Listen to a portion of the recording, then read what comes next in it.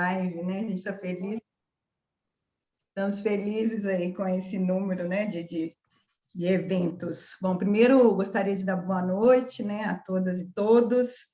Meu nome é Luciana, eu sou coordenadora do grupo de estudo Polis, junto com o professor Luciano e a professora Daniete.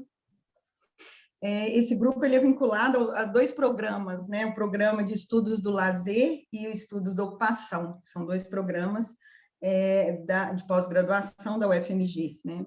E nós temos nos dedicado a ampliar e aprofundar as reflexões sobre o campo de análise de política pública, especialmente articulando essa discussão com a área do esporte e lazer. O evento de hoje, né, chamado de Polis Convida, ele recebe... Peraí, que tem um negócio aqui na minha frente, deixa eu só tentar tirar isso aqui. Bom, acho que não sai, não. Ele recebe com muito carinho, né, o José Ângelo Machado, que é nosso amigo, parceiro, e esse momento ele vai debater um tema caro aí, nesse atual cenário que a gente encontra, né, bastante discutido nesses tempos de pandemia. Ele vai mencionar isso de certa forma, que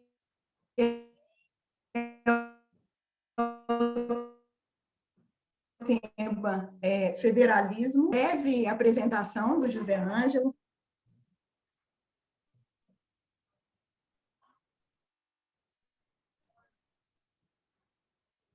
Para quem não conhece, mestre em psicologia também, professor associado do departamento. Oi? Volta só um pouquinho que a sua internet deu uma travada. Reapresenta o professor José Ângelo. Ué, que estranho. Então, vamos lá. Então, o José Ângelo, né, como eu tentei iniciar a apresentação, é doutor em Ciências Humanas pela Universidade Federal de Minas Gerais, mestre em Psicologia também pela UFMG e graduado em Psicologia. Ele atualmente é professor associado do Departamento de Ciência Política da UFMG, do DCP, atua como docente e pesquisador em áreas temáticas que incluem instituições políticas, interações estratégicas, sistemas federativos, relações intergovernamentais, descentralização, planejamento e gestão de políticas públicas. Antes, né, de passar a palavra para o José Ângelo, nós vamos só explicar rapidamente como é que vai ser a dinâmica aí do evento. Então, o professor ele vai ter em torno, viu, Zé Ângelo, de 40 minutos para apresentar, obviamente isso aí pode estender um pouco, e discorrer sobre o tema. Após esse período, a gente vai abrir para perguntas. Nós tivemos uma experiência bacana que as pessoas que se inscreverem, né, para fazer as perguntas, podem escrever, como tradicionalmente se faz pelo chat, mas também pode abrir a câmera, se apresentar e fazer a pergunta. A gente só pede para não estender muito, para ficar em torno de 2 minutos, para dar tempo para as demais pessoas também participarem.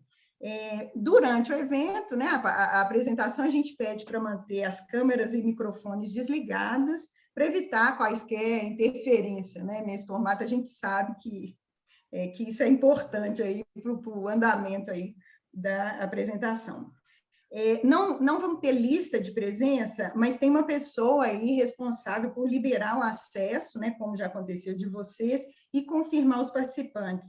E os certificados serão encaminhados para o e-mail ao final do evento. A gente já está ficando bom nisso, né? Como eu falei, tem um grupo aí muito bacana de alunos bastante envolvidos nessas atividades, então nós estamos melhorando aí nossa performance nessas lives. Também gostaria de ressaltar que vai ser gravado e disponibilizada essa palestra, né, no YouTube, então, isso eu acho que é uma coisa interessante também para uma maior divulgação, quem não conseguiu participar hoje, né, para participar e acompanhar em outro momento.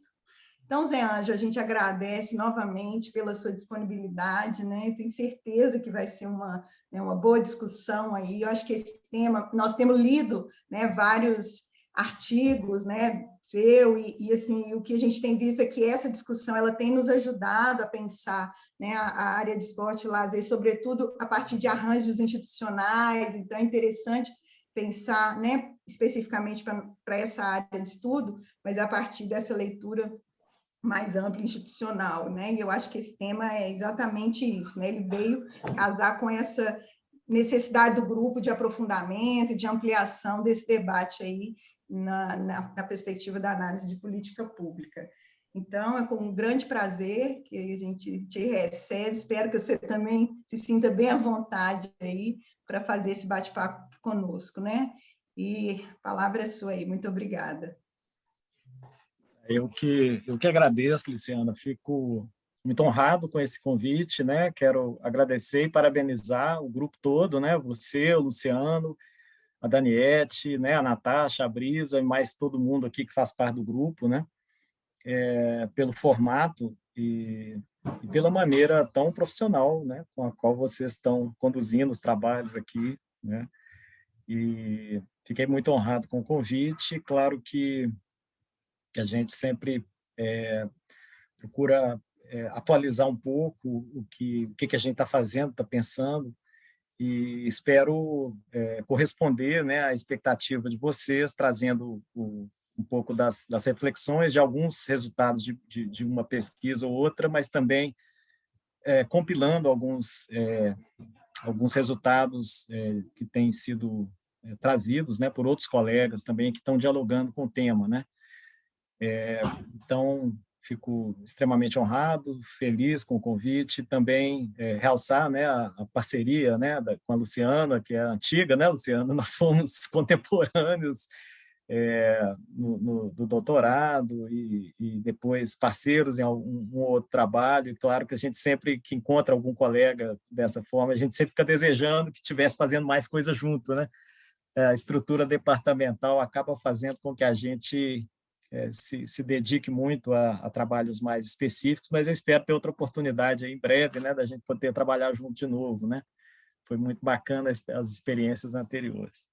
Mas, enfim, bom, eu vou inicialmente fazer eu preparei, né, uma apresentação, até porque tenho uma predileção por falar, né, eventualmente organizar as ideias e desenvolver 3, 4 tópicos, mas eu senti a necessidade de fazer uma apresentação pela questão do recurso visual para poder dividir com vocês alguns dados, alguns gráficos, algumas tabelas e alguns resultados que me pareceram que são tão importantes que não seriam certamente imaginados com as minhas palavras, por mais argumentos que eu usasse. Então, achei por bem montar, vou compartilhar com vocês aqui agora.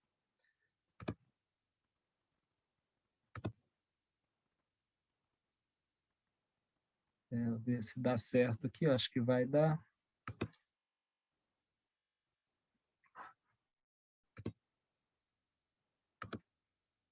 Eu imagino que já esteja começando, Aí, né, o compartilhamento. Está legal? Ah, então ótimo. Bom, então, bom, para desenvolver o tema, né, federalismo, coordenação e políticas sociais, que é o tema da nossa conversa de hoje,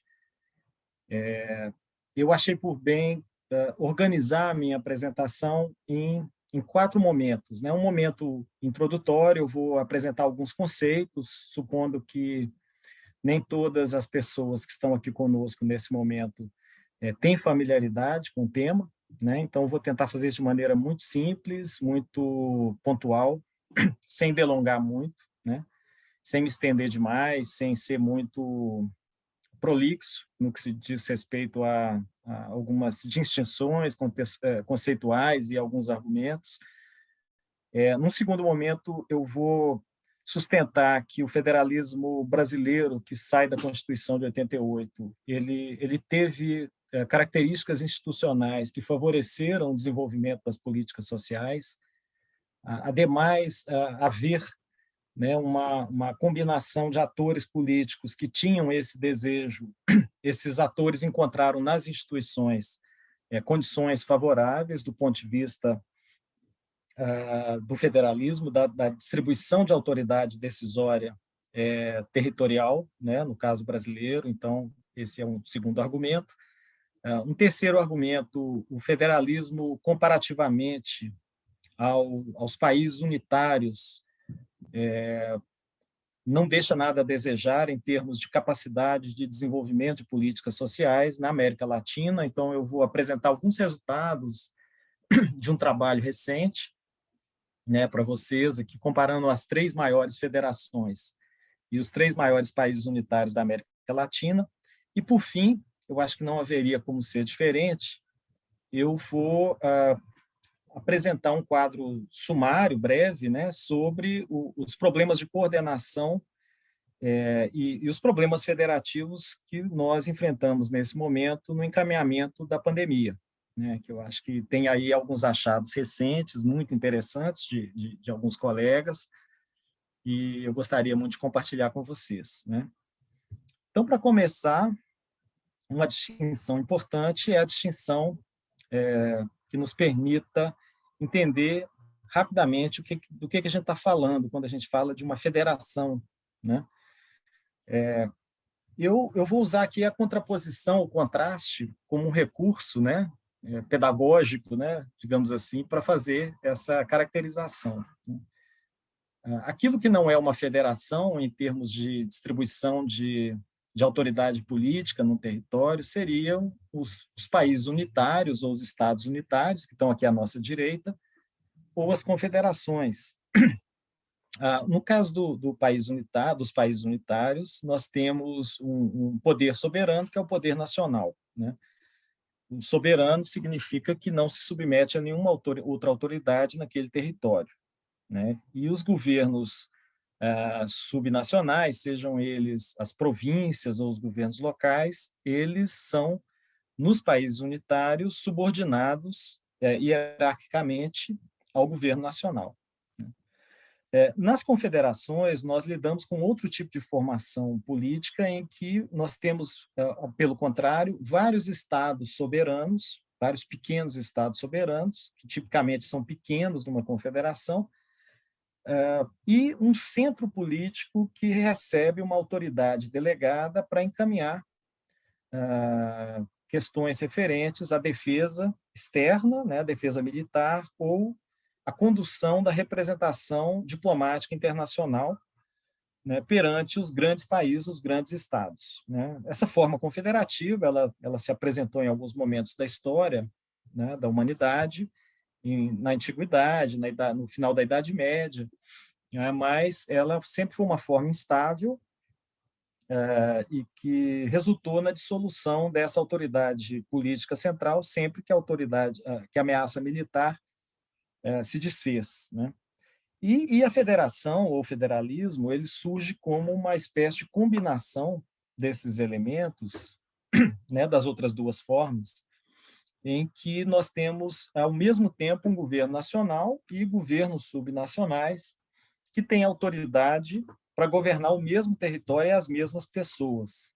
Mas para que isso aconteça, para que isso seja possível, cada um desses 2 níveis de governo recebe, né, uma área jurisdicional própria, uma área de governo própria, que é fixada no Pacto Federativo, né, ou seja, há um acordo, né, que antes de tudo é um acordo político, antes de ser um acordo jurídico, né, de que cada nível de governo tem autoridade política para fazer certas coisas e não outras, né. Essa representação dessa figura aqui, em que nós temos um conjunto de atribuições do governo nacional, por um lado, um conjunto de atribuições dos estados e um subconjunto, que é a área de interseção, que é a área compartilhada de responsabilidades, ele expressa um pouco do Pacto Federativo original do caso norte-americano, que foi a primeira experiência, né, no final do século XVIII. Então, em linhas gerais, é isso, né? Uma federação é uma forma de organizar a autoridade política em diferentes níveis, mas sobre o mesmo território, sobre as mesmas pessoas, né? Há um debate muito interessante, a partir daí, de que o federalismo, e esse debate foi muito forte nos anos 70 e 80, no sentido de que o federalismo seria uma espécie de inimigo das políticas sociais, porque o federalismo ele favoreceria, né, a diversidade decisória, ou a diferenciação das políticas públicas, já que ele concede algum grau de autonomia para os governos subnacionais encaminharem as suas políticas próprias, né? Quer dizer, o federalismo supõe diversidade de decisões, né, de espaços decisórios para os governos subnacionais. E as políticas sociais, em sentido contrário, elas supõem a igualdade no plano nacional, né? A igualdade nas suas várias dimensões, né? Que não necessariamente precise se restringir à igualdade material, mas pode ser também a igualdade dos direitos civis, a igualdade no reconhecimento da diferença, né? A igualdade racial, né? A igualdade do reconhecimento de uma condição distinta de um grupo social.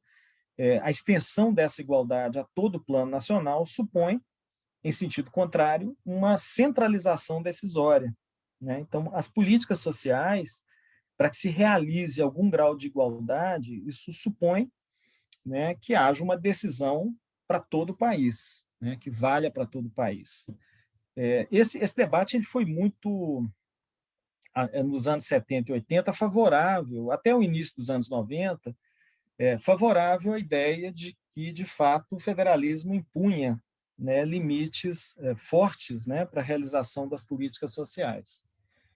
No entanto, essa trajetória muda ali final dos anos 90 e anos 2000, e vários trabalhos são importantes nesse sentido, mas, basicamente, o debate ele começa a ganhar uma maior precisão, tanto do ponto de vista teórico quanto empírico, a partir dos casos de análise comparada de vários países, né, que são federações, onde se percebeu que, basicamente, há uma variação em torno de duas dimensões, que são essas dimensões a que eu me refiro, que são dimensões tipificadas por um autor, né, o Daniel Elazar, que ele vai chamar de self-rule e shared rule, né, que é o autogoverno e o governo compartilhado, que simultaneamente compõem duas dimensões do federalismo, né? Na dimensão do autogoverno, de que há uma dimensão que varia nas suas formações concretas em termos de quanto de autonomia que os governos subnacionais têm, efetivamente. Nas diferentes federações, foi se percebendo que essa autonomia varia demais, né? Então, em alguns casos, tem federações mundo afora em que essa autonomia é grande e tem federações que ela é bem menor, né? Então, haveria a possibilidade de restringir essa autonomia em algumas áreas e enquanto ela é concedida em outras, né? O que já cria aí uma possibilidade para as políticas sociais. Mas, além disso, tem também na dimensão do shared rule, que é a dimensão da legislatura central, né? Esse share, desse compartilhamento, significa que o governo ele é compartilhado no plano nacional, né? Quem envia os representantes para o Parlamento Nacional são as unidades federadas, né? Então, no caso do Brasil, dos Estados Unidos, né, quem elege os senadores, quem elege os estados, né, os distritos eleitorais, né, eles guardam uma correspondência territorial e dessa forma nós temos os representantes, né, das diversos cantos, né, do país. Na Suíça, literalmente, são os cantões, mas são os estados no Brasil, nos Estados Unidos, né? São os Länder, são as províncias na Argentina, mas que enviam seus representantes para a legislatura central. E aí a questão de ser mais ou menos favorável às políticas sociais é em que medida as minorias territoriais são capazes de barrar políticas nacionais igualitárias, né? Isso pode efetivamente, e havia uma hipótese de que esse seria um dos elementos capazes de mitigar, né, a possibilidade de desenvolver políticas sociais, né? Para olhar mais diretamente, eu vou ser bem breve, então vou ser bem pontual nesse sentido, né? Os teóricos do federalismo têm olhado para algumas características institucionais que nos permite comparar países e eu destacaria algumas delas, tem outras, mas eu vou me focar nessas aqui por razões aqui do que a gente vai falar depois, né? E que, no nosso caso brasileiro, são características institucionais muito salientes, né, para as políticas sociais. A primeira delas, se as responsabilidades de governo são compartilhadas ou divididas, né? E há aí uma diferença fundamental, né, no modelo de federação, de federalismo, né, de como se organizam essas competências, né? No primeiro caso, quando há uma divisão mais do que compartilhamento, que seria essa primeira figura aqui que aparece, né, em que nós temos uma pequena área de interseção apenas, mas uma área bem maior, tanto nas competências nacionais quanto dos estados, que é gerida de forma unilateral por cada um desses níveis de governo, né? Quando a gente tem esse desenho, a gente está mais próximo do desenho do federalismo norte-americano que saiu, né, no final do século XVIII, da Convenção da Filadélfia, que construiu a Constituição norte-americana. Então, é um federalismo que separa fortemente o que é competência do governo nacional e o que é competência dos governos estaduais, né? Nesse modelo, eu diria que as condições favorecem, em princípio, não necessariamente, mas em princípio, porque há países também que têm esse modelo, mas que têm alguns dispositivos constitucionais que acabam amarrando um pouquinho, mas nesse modelo o que se espera é que haja mais obstáculo para as políticas sociais, porque há um espaço de diversidade decisória assegurado para os estados, né, na medida em que há uma zona de compartilhamento muito pequena e no que não é compartilhado, os estados fazem suas próprias políticas públicas, né? Mas existe um outro modelo, que é um modelo em que o compartilhamento, a zona de compartilhamento, ela é maior do que a zona separada, né? O federalismo alemão é tido como uma espécie de tipo ideal aí, né, oposto ao federalismo norte-americano, onde há uma zona de compartilhamento, e onde há uma zona de compartilhamento, há uma zona de pactuação e de organização conjunta dos níveis de governo para a mesma política pública, geralmente adotando uma espécie de divisão funcional, né? Funcional no sentido de que o governo nacional planeja, formula, coordena, e os governos subnacionais adaptam as políticas à sua realidade e implementam essas políticas, né? Então, você tem uma divisão técnica do trabalho, digamos assim, né, numa zona de compartilhamento em que as políticas são compartilhadas pelos mesmos níveis de governo, né? Eu diria que nesse segundo formato, esse segundo formato ele é mais favorável às políticas sociais do que o primeiro, né? Mas mesmo nesse segundo formato, a gente tem que estar atento a duas características fundamentais, que é se a União tem poderes, ou se o governo nacional tem poderes para legislar sobre questões fiscais, administrativas ou políticas dos governos subnacionais. Quer dizer, se o Congresso Nacional, a Câmara dos Deputados e o Senado, pode legislar sobre as questões fiscais, administrativas ou de políticas públicas dos estados e municípios, né? Isso faz muita diferença, porque tem federações que isso pode acontecer e tem federações que isso não pode acontecer. E quando isso acontece, a gente, de novo, tem condições mais favoráveis para as políticas sociais, porque aí é possível que você tenha um desenho nacional de política que seja inscrito na legislação, na Constituição, né, e que crie um constrangimento, né, legal para organizar as escolhas dos governos subnacionais, né? E, por fim, uma última característica institucional, para fechar essa parte inicial, é a gente estar atento aos poderes dentro da União, né, porque ela tem uma divisão de poderes, né, tem o legislativo, o executivo e o judiciário.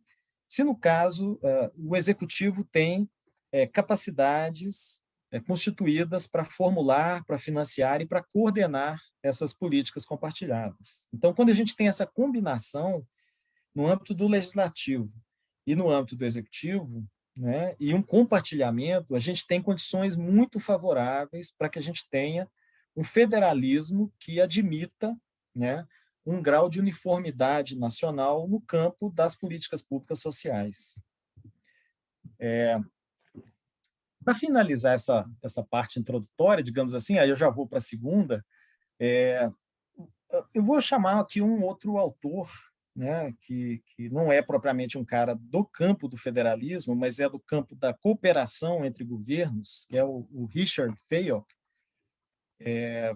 que estuda muito a questão da cooperação entre governos locais, mas ele traz uma tipologia que me parece extremamente adequada e que eu vou retomar no final, quando eu for conversar sobre a pandemia. Então, já queria antecipá-la aqui, porque ela serve para pensar os conflitos federativos, mas também para pensar aspectos problemáticos da implementação das políticas públicas, né, particularmente das políticas sociais.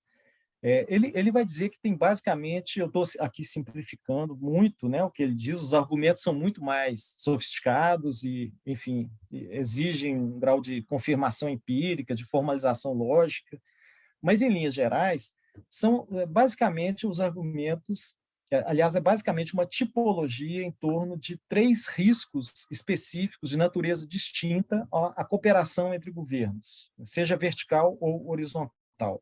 Seja uma cooperação entre União, Estados e municípios, seja uma cooperação horizontal entre entes de mesmo nível. Um primeiro problema, um primeiro risco de cooperação são os problemas de desacordo. O que ele vai dizer que são quando há preferências distintas entre os níveis de governo ou entre os entes governamentais sobre os termos dos acordos de cooperação possível e sobre os resultados a serem atingidos.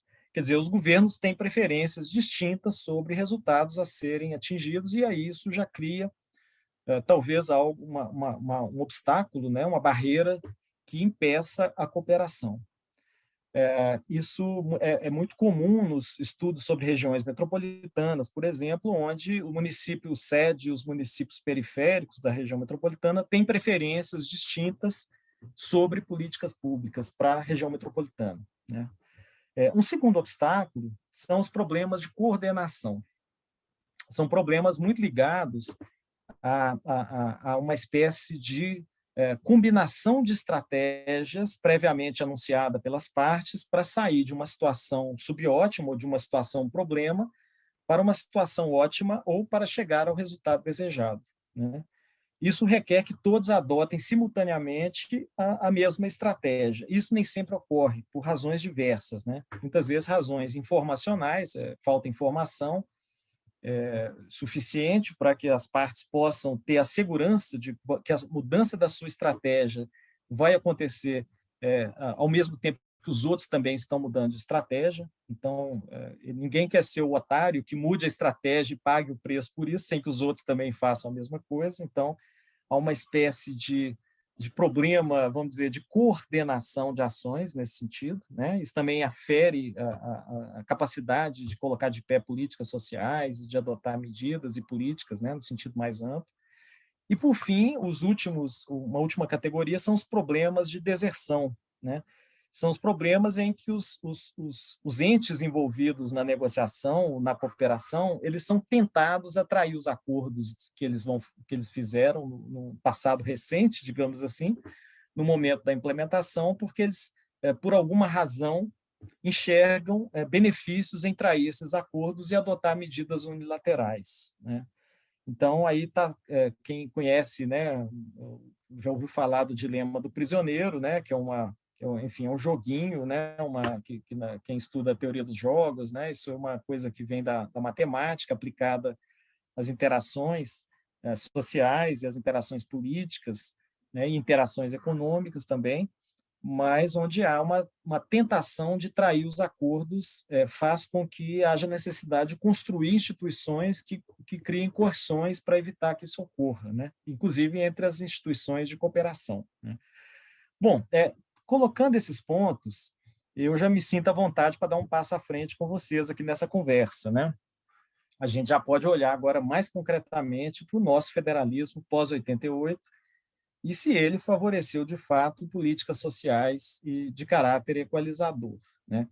Eu vou agora largar um pouquinho da teoria e vou entrar mais em resultados de algumas pesquisas para procurar demonstrar o que sim, né? O nosso federalismo favoreceu e até pouco tempo atrás nós estávamos caminhando uma trajetória muito positiva nesse sentido, por mais que tenhamos tido dificuldades de ordem mais diversa, né, ao longo dos últimos 20 ou 30 anos. Né? Eu vou começar antes pegando um exemplo, né? Acho que é importante construir um exemplo aqui para que eu possa avançar. Né? Não daria para eu falar de várias políticas sociais, e algumas delas eu tenho muito pouca propriedade para falar, né? Mas eu vou me deter aqui ao exemplo de uma política pública, né, que é aquela com a qual eu tenho mais familiaridade, mas ela serve como eu diria que um bom exemplo, porque nós temos como fazer vínculos com outras políticas sociais. A partir dessa política, eu vou procurar sempre que possível fazer isso aqui, né?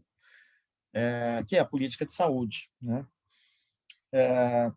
No caso do SUS, a nossa coordenação federativa ela foi viabilizada, e aqueles problemas que eu mencionei agora há pouco, né, dos problemas de desacordo, dos problemas de coordenação e dos problemas de deserção, o nosso arranjo cooperativo para o SUS ele ajudou a enfrentar todos esses 3 tipos de problema de cooperação. Né? Em primeiro lugar, eu estou com uma figurinha aqui, talvez um pouco estranha, né, exatamente pelo nosso formato tripartite do nosso federalismo brasileiro, né, onde a zona de interseção ela não é só entre o governo nacional e os governos estaduais, como tipicamente ocorre no federalismo estadualista, né, que foi muito, vamos dizer, que é o federalismo mais comum no século XIX e no início do século XX, até metade do século, né? Depois, o federalismo, mais depois da Segunda Guerra Mundial, começa a valorizar mais o ente local, né? Que é o caso da Constituição de 88. Né?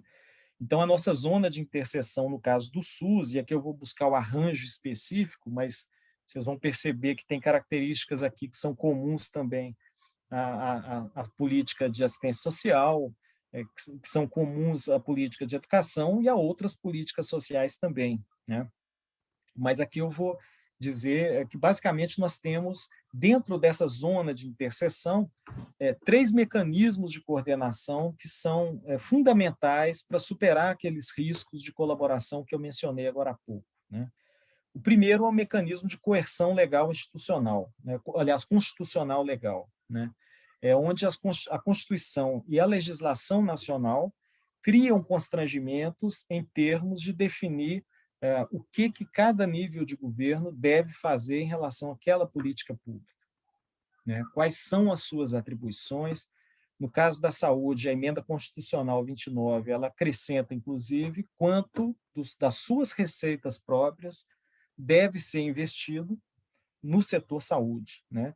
A legislação nacional, a Lei 8.080, 8.142 e a Lei 141 de 2012, elas são leis que vão detalhar esses aspectos que vêm da Constituição de 88. Né?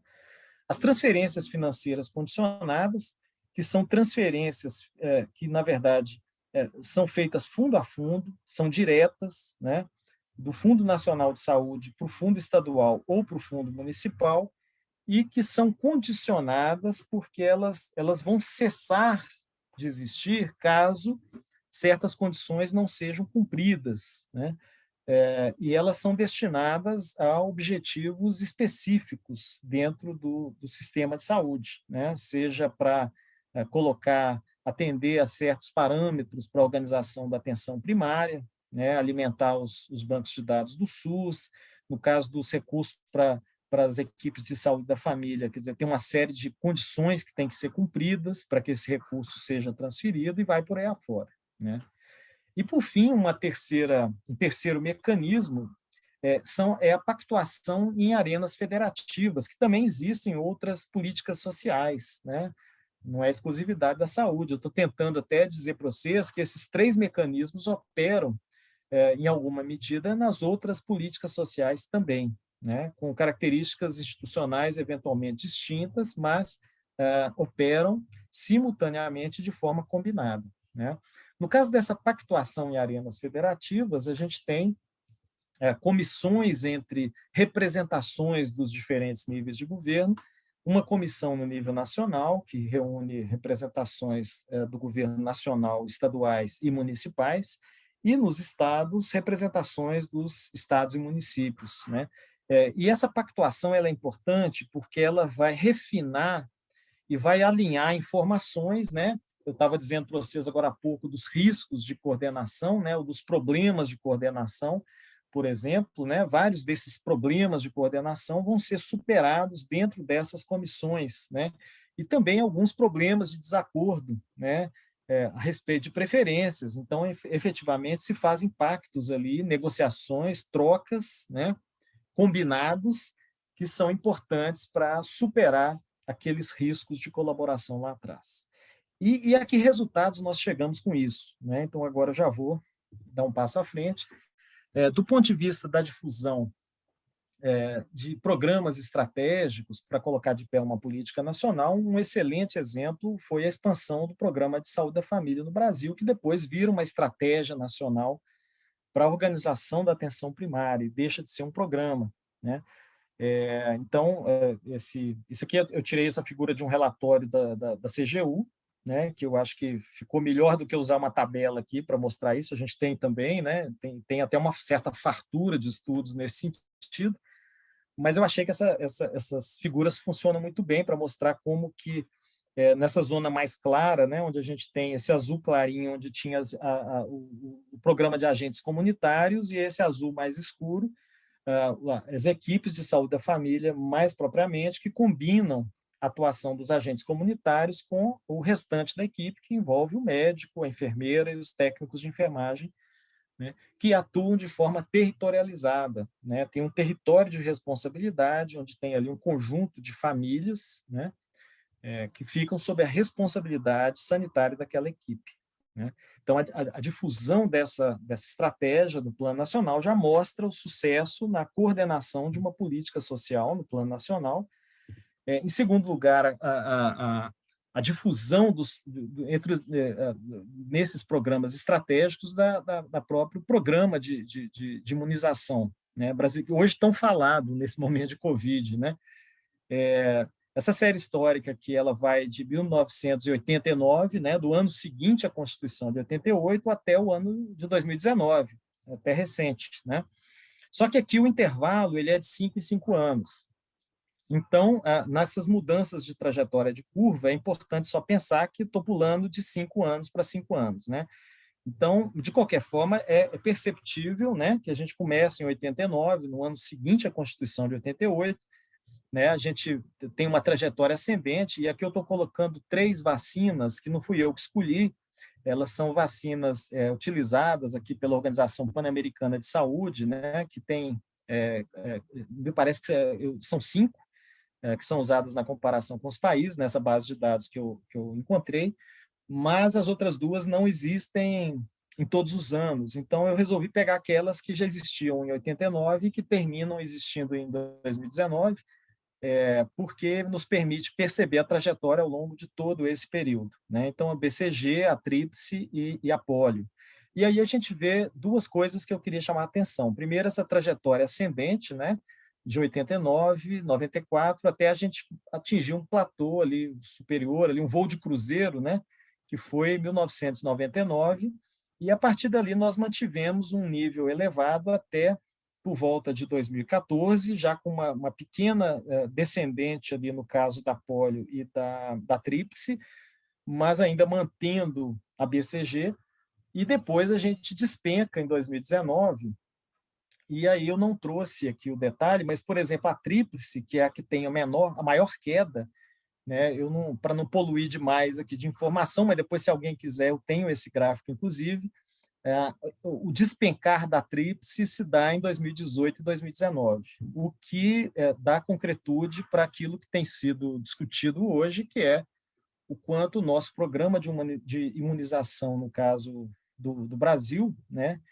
nos últimos anos, particularmente desde 2017, né, já com o teto de gastos e sofrendo diretamente o impacto de medidas de austeridade que foram tomadas ali, naquele ano, esse programa segue um processo de compressão, né, das suas ações e nós chegamos a níveis preocupantes, né? Nós estamos, na verdade, retrocedendo nesse momento para os níveis que a gente tinha quando a Constituição de 88 foi formulada. E em muito pouco tempo, né? Em basicamente 2, 3 anos, a gente está voltando literalmente para a situação que a gente tinha pouco depois da Constituição de 88, né? Então, aqui não é propriamente, vocês podem ver que não é uma questão de retórica, né, de discurso, mas é uma questão de dados, de evidências, né? E nós estamos pegando aqui 3 das 5 vacinas que a Organização Pan-Americana de Saúde utiliza para comparar os países, e eu estou usando essas 3 porque exatamente são aquelas que eu tinha toda a série histórica completa para apresentar para vocês, né? Mas tem mais dados aqui que mostram como o nosso federalismo foi bem sucedido em colocar de pé uma política social, né? Esse primeiro gráfico à nossa esquerda é o percentual per capita transferido pelo SUS em relação à região sudeste. O sudeste é essa linha vermelha em cima do número 100, tá? O sudeste é o 100%. E qual é o per capita que foi transferido pelo SUS, né? Essas transferências fundo a fundo para as diferentes regiões do Brasil. Isso é para mostrar o efeito equalizador do ponto de vista territorial. Com exceção da região norte, né, que tem lá um problema sui generis, né, nesse caso, porque a grande parte desse recurso, né, talvez a maior parte, eu não tenho mais dados recentes disso, não sei exatamente como é que está, mas até pouco tempo era uma parte considerável, algo em torno de 60% a 65%, são recursos de média e alta complexidade, né? E a região norte tem um déficit e uma dificuldade de expansão nesse sentido, que é estrutural, né, que é crônica, né, que tem a ver com uma série de questões, inclusive relacionadas ao mercado de trabalho, a dificuldade de expansão do mercado de trabalho nas profissões de saúde, vai por aí afora, né? Quer dizer, as pessoas não vão para lá, né, não se fixam na região. Então, mas o que eu queria chamar a atenção é o crescimento do Nordeste, né? O Nordeste vai superar o Sudeste entre o ano 2000 e 2018 em relação às transferências recebidas do SUS, né? E as outras regiões também, como a Centro-Oeste e a Sul, que ultrapassam o Sudeste, esse ultrapassar aí, ele vai significar um per capita municipal praticamente equiparado ao Sudeste, né? A cobertura do saúde da família é uma outra forma de enxergar como nós caminhamos nesse sentido, né? Se a gente olhar a distância que há, por exemplo, entre a região Nordeste, né, e as outras regiões, quer dizer, a região que tem maior cobertura do saúde da família é a região Nordeste, seguida pela região Sul, né? E é importante perceber que numa curva ascendente, né, saindo ali de 73%, mais ou menos, para chegar a 80%, né, de cobertura, né, o que é altamente significativo, né? E para finalizar essa parte inicial dos dados, né, do nosso federalismo, de olhar para a questão da equalização, eu vou novamente chamar a atenção para a questão regional, mas agora indicadores, e aí, de novo, são indicadores que eu estou escolhendo porque são indicadores utilizados pela Organização Pan-Americana de Saúde para comparar os países. Então, eu tirei isso de um trabalho que eu fiz para comparação na América Latina, o que me ajudou a enxergar essas tendências olhando para as regiões do Brasil e vendo como a diferença entre a região Nordeste e Sudeste, principalmente, ela diminui num período de tempo relativamente curto, né?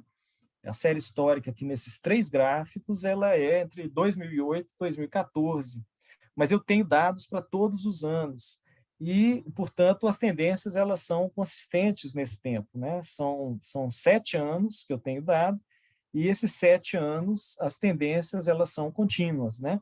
O primeiro indicador aqui à nossa esquerda são os nascidos vivos cujas mães tiveram 7 ou mais consultas pré-natais. Então, a gente olha a diferença entre essa linha cinza, que corresponde ao Sudeste, que é a segunda linha, e a linha laranja, que é a linha da região Nordeste, né? A distância entre eles ali no começo da série histórica e a distância no final da série histórica, mostrando que o Nordeste tem uma curva mais acelerada, né, para cima, tendendo a se igualar à região sudeste ao longo do tempo, né?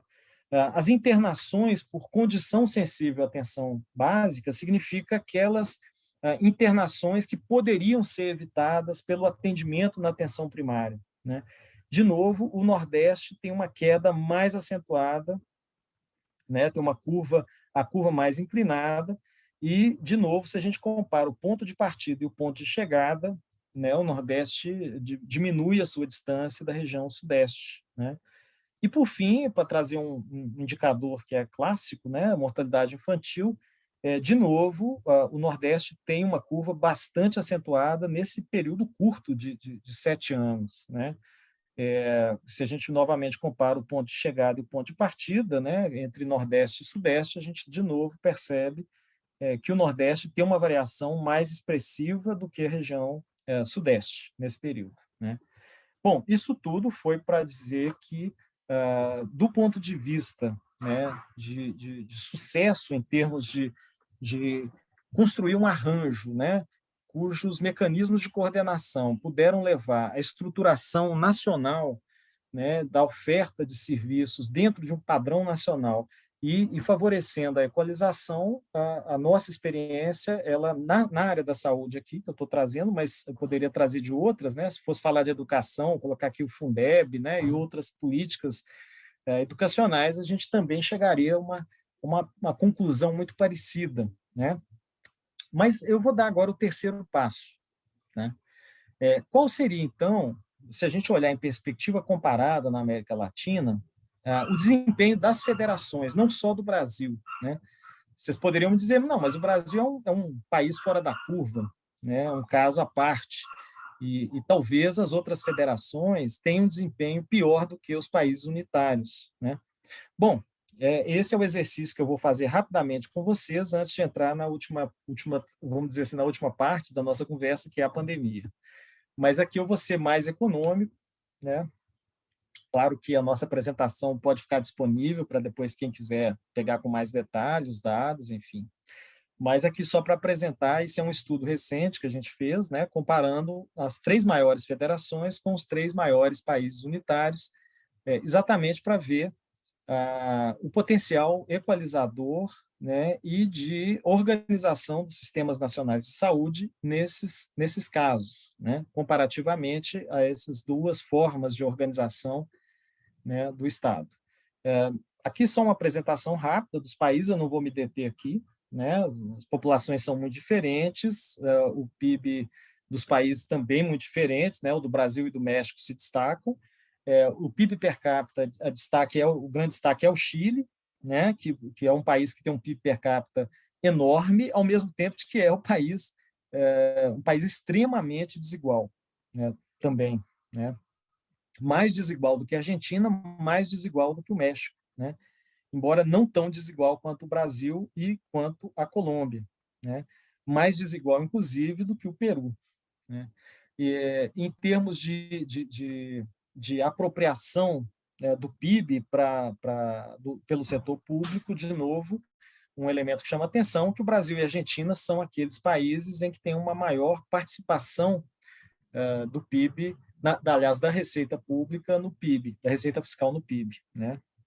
Bom, eu vou dar um passo à frente, não vou me estender muito nessa parte inicial, mas um que nos interessa em termos de federalismo, a primeira tabela que aparece aqui à nossa esquerda, na parte superior, é mais para a gente ter uma visão da quantidade de entes governamentais que a gente tem em cada país, né? Inclusive nos países unitários, né? O Brasil é o grande destaque, né? Claro, um país desse tamanhozão, né? Enorme, com 5.570 municípios, né? É o que mais tem entes locais, né? Mas com uma característica interessante no caso brasileiro, né, que eu chamaria atenção e que distingue da Argentina e do México, que são as outras federações, né? No caso do Brasil, quem regulamenta, a figura jurídica do município determina as suas atribuições, as suas competências fiscais, administrativas, é a Constituição Federal e a legislação nacional. No caso da Argentina e do México, são as legislações estaduais, inclusive as constituições estaduais, como é nos Estados Unidos, né? O nosso federalismo ele é mais parecido com os federalismos mais contemporâneos do final do século XX, como da África do Sul, da Bélgica, por exemplo, onde as constituições nacionais elas detalham mais aspectos relacionados aos municípios, né? E, por fim, a nossa estrutura fiscal é a mais descentralizada, né? A gente vive ouvindo no jornalismo econômico, né, ou mesmo enfim, no senso comum, que no Brasil a União arrecada demais, fica com coisa, né, a capacidade tributária da União é exagerada, ela arrecada demais, e os estados e municípios arrecadam de menos, né? Mas quando a gente olha comparativamente com esses países da América Latina, é o contrário, né? O Brasil é o país em que a União arrecada menos, né? 60% da receita pública é arrecadada diretamente pela União, né? 33% pelos estados e 7,7% pelos municípios, né? O que ocorre é que nós temos um sistema de transferências obrigatórias, constitucionais, né? Principalmente o Fundo de Participação dos Municípios e o Fundo de Participação dos Estados, que é mais robusto, né? E que reequilibra, no caso da despesa pública, principalmente a participação dos municípios, né? Que tem uma participação de quase 20% na despesa pública, apesar de arrecadar algo em torno de 8% apenas, né? Bom, para avançar, o que eu já vou chegando aqui ao que nos interessa é que, em termos de estruturação dos sistemas nacionais de saúde, não há uma diferença substancial, senão o caso brasileiro, que é o único sistema universal público, né, de todos esses países.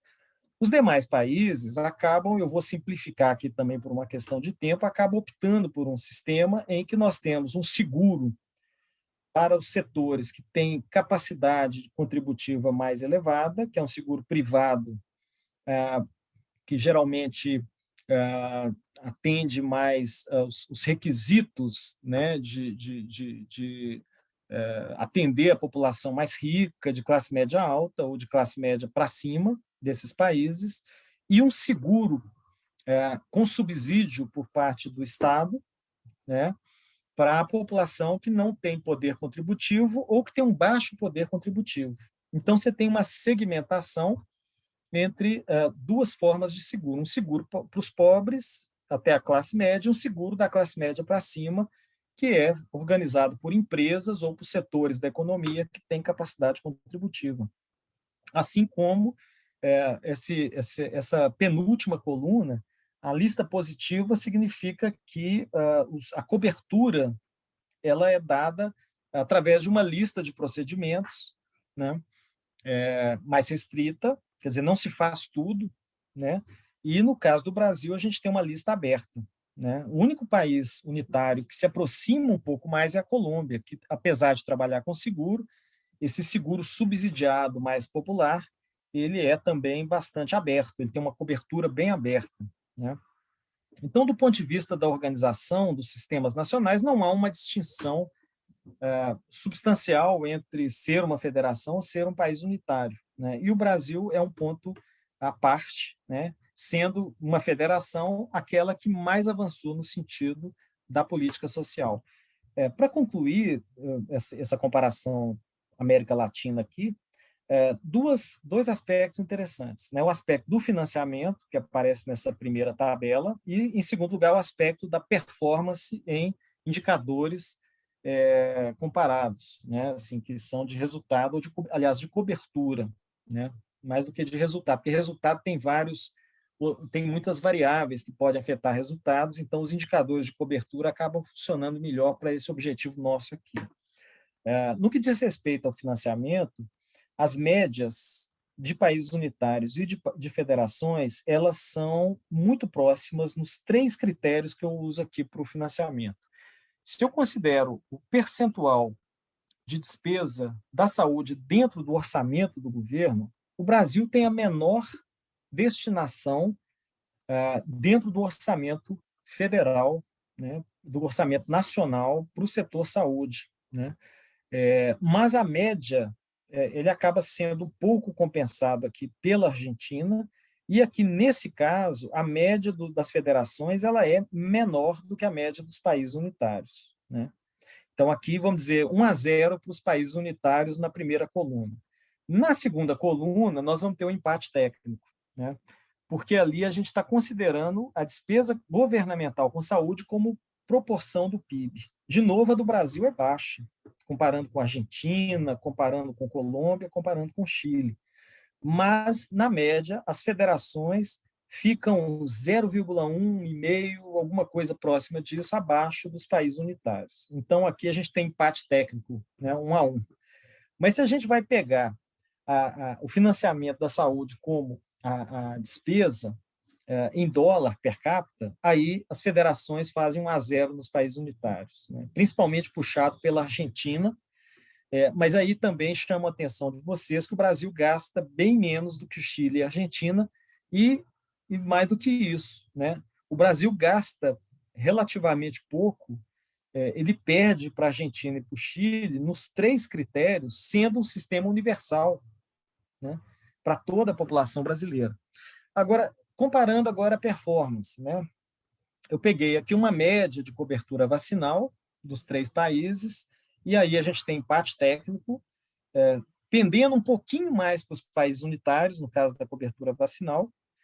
No caso das gestantes que têm 4 ou mais visitas de pré-natal, nós temos ali, de novo, um empate técnico. Esse é 1-1, né? Basicamente, as médias elas empatam. E tem um indicador da OMS, que é o que se chama de um indicador de cobertura essencial, né? É um pacote de procedimentos, de cobertura de procedimentos considerados essenciais, e, nesse caso, as federações ganham dos países unitários, e o Brasil se sai muito bem, obrigado, né? O Brasil é o campeão nessa última coluna aí. Portanto, com menos dinheiro, a gente faz mais, né? Se você comparar o custo-benefício do sistema brasileiro, ele é melhor, mas, de qualquer forma, não há uma distinção clara entre federações e países unitários, portanto, aquele argumento que eu discutia lá atrás, de que as federações não seriam piores do que os países unitários, elas têm mecanismos de coordenação que fazem com que as políticas sociais sejam possíveis, né, de avançarem. Para finalizar a nossa conversa, eu vou entrar agora nas questões relacionadas à pandemia, né? E aí eu vou aqui basicamente dizer que elas são, o resumo da nossa conversa são os conflitos verticais e as escolhas autorreferenciadas no nível subnacional, que é o pior cenário que a gente poderia imaginar do ponto de vista federativo, né? Eu vou só apresentar inicialmente as curvas de casos, né? Não se preocupem com a escala, mas coloquei aqui só federações, né? As federações das Américas, né? A primeira que aparece em cima, pequenininho, que é o Canadá, a segunda, Estados Unidos, México, Argentina. Embaixo, na África, a gente tem a África do Sul, e na Ásia, a Índia. E da Europa, a Alemanha, a Bélgica e a Áustria, né? Todos são federações, e os dados são de hoje, né? Eu fiz questão de atualizar, eu tinha os dados da semana passada, mas para a apresentação falei, vou atualizar, né? O que eu quero chamar a atenção aqui? A gente tem, obviamente, aqui uma diferença de escala, né? A escala do Brasil, dos Estados Unidos e da Índia é muito diferente, apesar das curvas estarem do mesmo tamanho por uma questão de escala. Mas o que me chama a atenção aqui é o formato das curvas, né? As outras federações, o fato de ter autonomia para os estados, e em algumas delas até os municípios têm uma grande autonomia, as curvas voltam para os níveis iniciais, né? Até mesmo a Argentina, que aparece aqui no pico, é porque nós estamos vivendo o fim do pico e um movimento de descenso com o lockdown que acabou de acontecer agora na Argentina, né? E essa atualização aqui é semanal. O que chama a atenção é que a curva do Brasil não cai, né? Diferente das outras federações, quer dizer, ser uma federação não é problema, né? O problema não está no sistema de governo, não está na organização da autoridade sobre o Estado, né? As outras federações conseguem, apesar dos picos, dos surtos, voltarem, né, de forma coordenada para um patamar, se não o mesmo, para um patamar próximo do patamar original, né? E o que aconteceria no caso do Brasil? E aí eu vou só sintetizar aqui antes de apresentar as últimas informações que eu acho que podem nos ajudar nesse sentido. E aqui eu volto ao FEIOC, né? Quais seriam as ações do governo nacional que teriam impactado sobre a nossa capacidade de coordenação vertical e horizontal?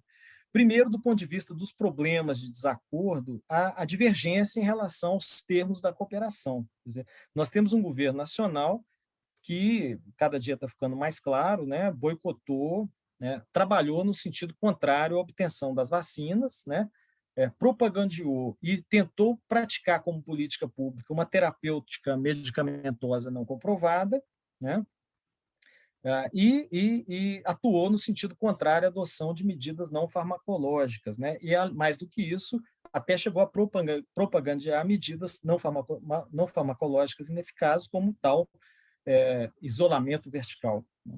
Não existe, a não ser aqui no Brasil, nos grupos de WhatsApp, né, que a gente sabe quais são. A gente teve um problema informacional, e aí os problemas de coordenação, eles sofrem muito com o problema informacional, que vem da comunicação oficial de governo, né, cuja alocação de recursos hoje fica muito clara, né, que foi uma alocação que não se destinou às medidas não farmacológicas e agora não se destina à vacinação, mas às próprias políticas que eu acabei de mencionar acima. A insegurança jurídica, que também gera um problema de coordenação, onde o governo atuou, o governo nacional, no sentido de criar barreiras à ação dos estados e municípios, através da medida provisória que caiu no STF, né, mas se tentou, a medida 926, e ações no judiciário contra os estados, a adoção de medidas restritivas pelos estados, né? E, por fim, os problemas de deserção, principalmente às custas da pressão, da emulação à oposição por parte de setores econômicos e sociais dentro dos estados e principalmente dos municípios, contra as medidas não farmacológicas, quer dizer, que é mobilizar, incentivar, né, uma base social que, de fato, tem dificuldades, mas tem dificuldades que poderiam e foram superadas nos outros países com a ajuda do próprio governo nacional, né, e não instigando a ser contra as medidas restritivas. Então, esse cenário, ele aguçou todos os problemas de cooperação nos termos colocados pelo Richard Fayok, né? Nós temos problemas de desacordo, problemas de coordenação e problemas de deserção simultaneamente, né? Para, de certa forma, ilustrar isso, eu trago aqui alguns, para finalizar, né, algumas, eu sei que eu já avancei um pouco na hora, mas aqui eu já estou terminando. Aqui é um estudo que a gente fez junto com os colegas lá da Universidade Estadual do Norte Fluminense, né, mas está em fase de revisão ainda, de pares, né, para ser publicado, aqui é só o quantitativo em termos de decretos dos governos estaduais e das capitais respectivas, né? Para a gente ter uma ideia, e aqui não tem análise de mérito, de qualidade dos decretos, aqui é quantitativo, né? Entre 2 de março e 20 de julho do ano de 2020. Aqui é para ver como houve uma resposta descoordenada em termos de produção normativa por parte do Poder Executivo nos diferentes estados e capitais, né? Como variou? A gente tem o governo do estado da Bahia produzindo 128 decretos para a Covid nesse período, enquanto outros estados, como Roraima, produziu 11, por exemplo, né? Isso, para nós, é um indicador de que os entes da Federação Brasileira, né, atuaram, cada um à sua forma, né, alguns reeditando os decretos várias vezes, fazendo pequenas correções, pequenos ajustes, mostrando aí, né, uma falta de orientação coordenada em relação à reação com a pandemia, né? Aqui é os municípios, né, basicamente. Aqui é uma pesquisa feita pela Confederação Nacional dos Municípios e que foi publicada recentemente num artigo, né, muito interessante, aliás. A CNM ela fez uma pesquisa que fechou em agosto do ano passado, com quase 4.000 municípios, e aí eu chamo a atenção, 47% desses municípios não haviam adotado, até agosto do ano passado, nenhuma medida restritiva, né? 1.862 municípios, e dos 2.114 que adotaram medidas restritivas, esse quadro 2 aqui ao lado mostra que a parte significativa deles, que dá algo em torno de 16%, só adotaram essas medidas por menos de um mês, né? Eu estou citando mais 2 estudos aqui ao lado, né? Um estudo feito pela Universidade Federal, professores, pesquisadores da Universidade Federal de Pernambuco e da Fiocruz de Pernambuco, que é um estudo, esse eu tenho esses 2 estudos, depois se alguém tiver interesse eu posso repassar, né? Através da equipe, né? Da Luciana e do Luciano e da equipe, que as capitais do Nordeste, elas flexibilizaram as medidas de restrição antes da estabilização, segundo os critérios e diretrizes da OMS. É um estudo muito interessante, porque mostra que essa pressão de dentro dos setores econômicos contra as medidas restritivas, ela levou os governos a flexibilizar antes da hora, né? Isso é uma pressão muito grande, né? Por parte desses segmentos que são contrários às medidas restritivas. E um estudo IPEA também muito interessante, que pega uma comparação entre o grau de rigidez das medidas de distanciamento adotadas na primeira onda e na segunda onda, mostrando que há uma queda vertiginosa no grau de restrição das medidas durante a segunda onda, né? Esse estudo aqui, basicamente, é o penúltimo que eu estou apresentando para vocês. Não sei se vocês têm conhecimento, também é um estudo muito interessante, são pesquisadores do INSPER, da Universidade de Toronto, né, no Canadá, que comparou municípios em que foi dada a vitória em 2018 ao presidente Bolsonaro, com municípios em que a votação majoritária foi dada no candidato Fernando Haddad, né? É interessante porque foi feita a comparação, né, entre a evolução ao longo do tempo dos casos e das mortes, né, de novos casos e de novas mortes ao longo do tempo, onde há uma clara tendência, né, de que nos municípios onde houve uma vitória, e, portanto, são municípios onde o eleitorado que apoiou o presidente nas eleições de 2018, são municípios onde o quantitativo, né, foi muito maior, foi significativamente maior, e o artigo traz os testes, né, estatísticos nesse sentido, então os gráficos eles refletem bem esse rigor, né, nesse sentido, de que há uma clara separação e uma diferença estatisticamente significativa em termos de que os municípios em que houve uma votação majoritária no presidente foram municípios em que ocorreram mais casos e mais mortes, e o que os autores procuraram mensurar foi o efeito das falas do presidente, inclusive, né? Então, essas linhas aqui, essa linha preta que aparece aqui mais à esquerda dos 2 gráficos, e depois as outras linhas que pegam aqui o período eleitoral, né, elas procuram, de certa forma, matizar essa análise, né, e os autores fazem uma coisa que eu não trouxe para cá por razões aqui econômicas, que foi separar os municípios em que essa votação ao presidente foi maior do que 70%, daqueles municípios em que essa votação esteve entre 50% e 70%, e essas curvas se distanciam mais ainda, né? Então, enfim, é só para a gente ter para aí a gente ver essa questão informacional e comportamental, né, e do quanto isso complica para os próprios governos locais, né, uma atuação. E para finalizar, né, uma evolução aqui de alguns gráficos retirados da Folha de São Paulo, né, para sintetizar o nosso quadro, né, assim, hoje, infelizmente, nós estamos atuando sem coordenação nacional, orientada por uma inteligência sanitária que exercesse uma vigilância epidemiológica e estabelecesse bloqueios e restrições regionalizadas com testagem em massa, que foi o que os outros países fizeram, né? Inclusive as federações, né? E o Brasil tinha essa competência acumulada ao longo de décadas, né, no nosso Sistema Único de Saúde, e essa competência foi substituída, né, tanto do ponto de vista de recursos humanos, de capacidade de gestão dentro do Ministério da Saúde, né, mas foi principalmente bloqueada, né, inviabilizada pelo conjunto de medidas que a gente mencionou anteriormente, né. Aos estados e municípios restou adotar estratégias autorreferenciadas sob um ambiente de incerteza e orientados por ciclos de elevação e queda na taxa de transmissão e ocupação de leitos, né, o que é muito pouco para conter uma pandemia, né. Então, essa combinação de falta de coordenação nacional e atuação autorreferenciada pelos governos subnacionais oferece uma oportunidade de escape para o vírus. E aí, essa sequência de mapas é um pouco para a gente ter essa percepção, né, de que a gente chega no dia 31 de outubro, com o fim da primeira onda, né, digamos assim, com basicamente 3 focos de pandemia ainda estáveis no Brasil, o resto todo já em queda, e a gente recomeça um novo ciclo, exatamente pela expansão, né, dos focos, né, na região sul, na região norte e no nordeste, e que vão tomando conta do país de novo, né?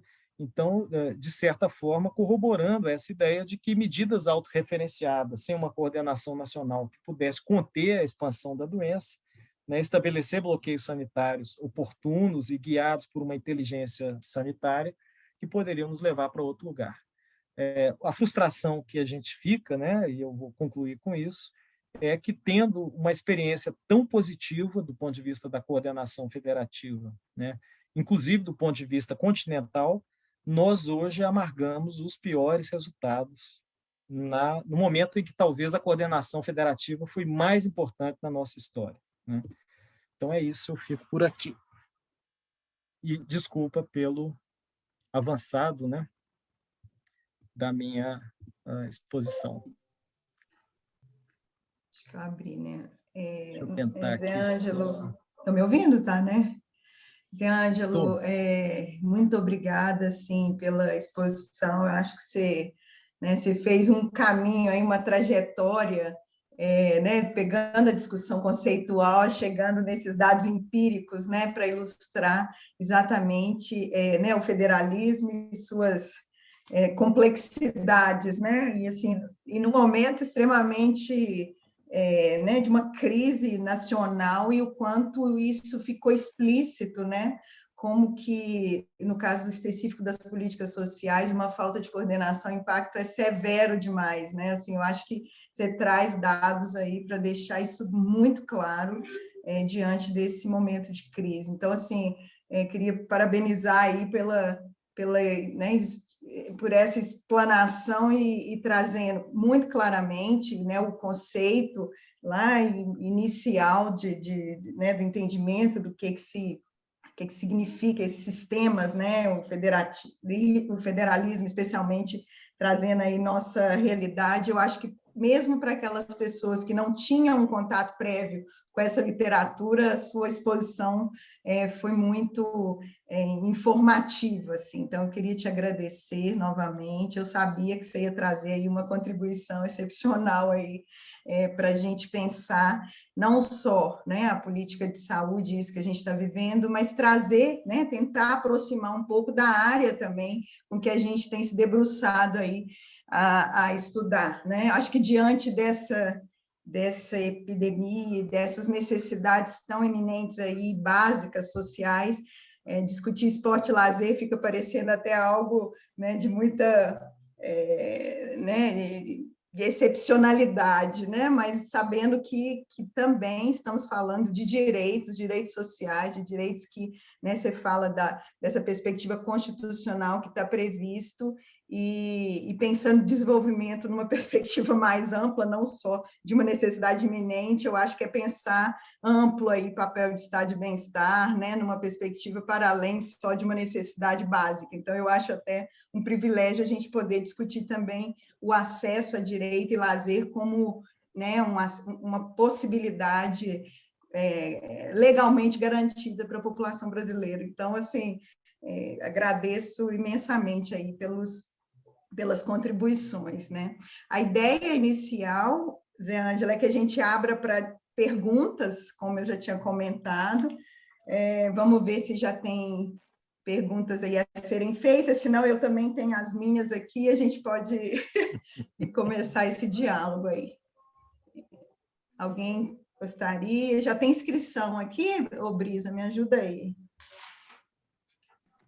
Pode ir puxando as perguntas, Lu, que o pessoal vai aquecendo aqui, tomando coragem para falar. Então deixa eu pegar a minha aqui. Bom,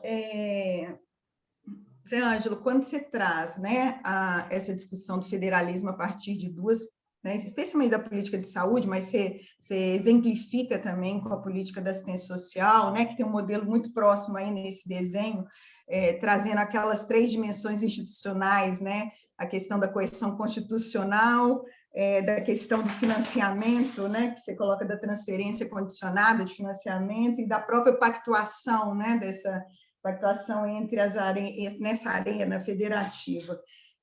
O SUS traz isso, assim, mesmo com essas dimensões postas, a gente vê institucionalmente como que o executivo, né, a União especialmente, tem um papel indutor importantíssimo para falar nessas 3 dimensões, não garantem a priori a cooperação, isso a gente está vendo aí com essa situação da Covid, né? E eu me lembro muito daquele trabalho que a gente fez junto de pactuação na saúde, como que o Ministério da Saúde tinha um papel fundamental nessa indução e nesse momento dessa conversa, né, entre os entes federados. Então, assim, a gente via esse potencial do governo federal, né, do Ministério da Saúde nessa organização e nessa coordenação. Então, acho que, né, você já demonstrou quanto a ausência desse lugar de coordenação, de fato, fragilizou todas as demais dimensões que já tinham, né, a priori, sido colocadas. Então, assim, eu acho que na saúde a gente tem isso, na assistência social também, com algumas diferenças, mas quando a gente traz para algumas políticas sociais, para outras políticas sociais de menor envergadura, né? Então, assim, a gente está trazendo para a política de esporte e lazer, é possível a gente identificar que essas 3 dimensões, algumas nem aparecem, né? Nem existem para fomentar essa cooperação e essa possibilidade de fato, de existir uma política social, né? com essa tema, com essa vertente. E, além disso, a gente lida com o próprio União, né, no caso, o próprio governo federal, com tanto uma fragilidade na perspectiva de financiamento da área, né, um subfinanciamento da área, uma não priorização da área, e uma união, né, e uma capacidade muito frágil também de burocrática, né, pensando nas estruturas ali nacionais. Então, já existia um Ministério do Esporte, esse ministério também foi diluído e hoje, né, já foi extinto. Então, assim, mas mesmo existindo com uma capacidade institucional muito fragilizada, pensando em burocracia, né, no profissionalismo dessa burocracia. Então, assim, diante desse cenário, que não é específico dessa política de esporte e lazer, não é, a gente sabe que tem várias outras, né, que padecem dessa baixa institucionalidade, como pensar nesses modelos de federalismo e cooperação para nos ajudar a dar uma luz, né, para análise dessas ações que, embora não existam, né, essa organização institucional, você tem iniciativas locais, você tem ações de uma forma até muito autônomas em função da ausência desse sistema, né, mais institucionalizado. Então, minha pergunta é como, analiticamente, pensar nessa política sobre esses modelos aí, tipo ideais que você apresentou, para pensar o federalismo, né, cooperativo. Aí. Essa é a minha primeira pergunta. Tá. Não sei se eu fui clara. Não foi. Você quer abrir para mais perguntas e eu respondo em bloco mais questões? Então, vamos lá, tem mais uma aqui. Daniete, você quer fazer ou você quer que eu fale? O Luciano se inscreveu, Lu. Ele Luciano. Pode fazer então, a dele, lá, Daniete, Luciano. se quiser também faz a dela, e aí fecha o bloco de texto. Não, por favor, Daniete primeiro, por favor. Bom, a minha pergunta é mais geral, viu, José Ângelo? Pensando aí no governo Bolsonaro, né, o que ele poderia ter feito, isso que a Lu falou, você enfatizou aí nos seus últimos slides, o que ele poderia ter feito usando esses atributos do federalismo brasileiro, né, para um plano de contenção da pandemia, e no momento que ele opta por uma não coordenação intergovernamental, a gente poderia pensar no sentido de deslocamento para um modelo dual ou uma perspectiva mais autocrática? Um pouco Boa isso. questão. Uhum.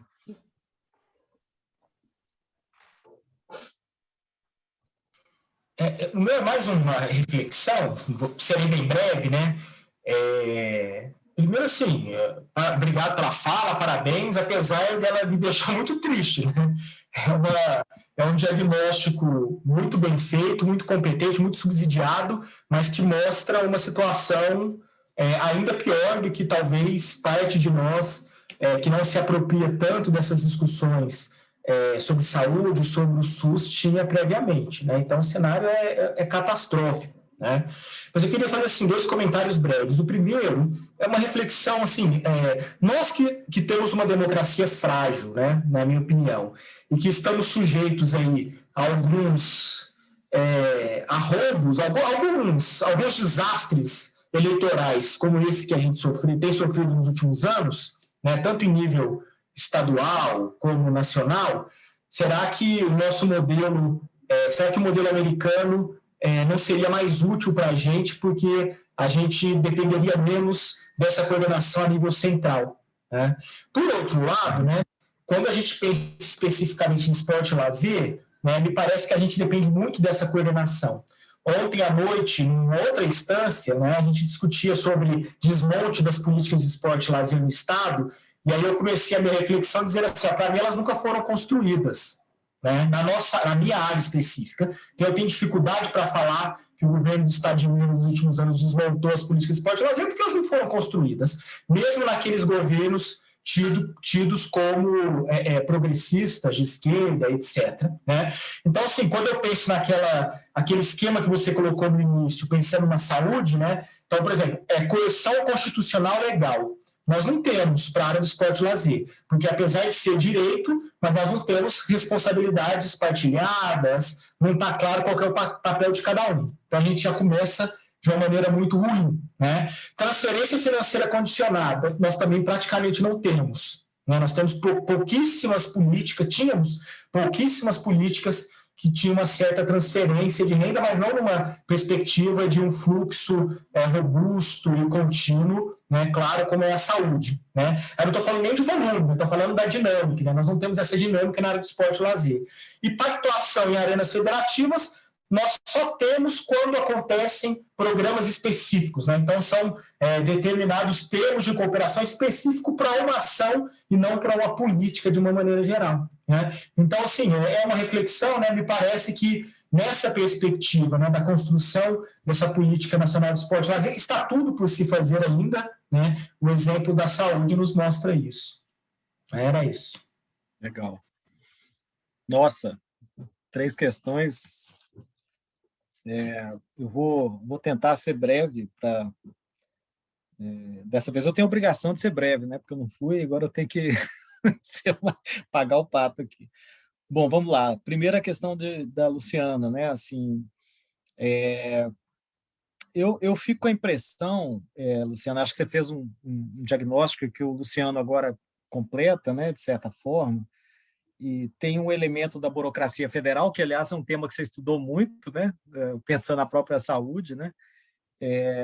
E tem um elemento que eu acho que é preocupante também, e que eu falo dele porque aí já não é propriamente pela questão da saúde, né? Uma questão mais da gestão pública, é a capacidade burocrática dos municípios de inovar nesse sentido, né?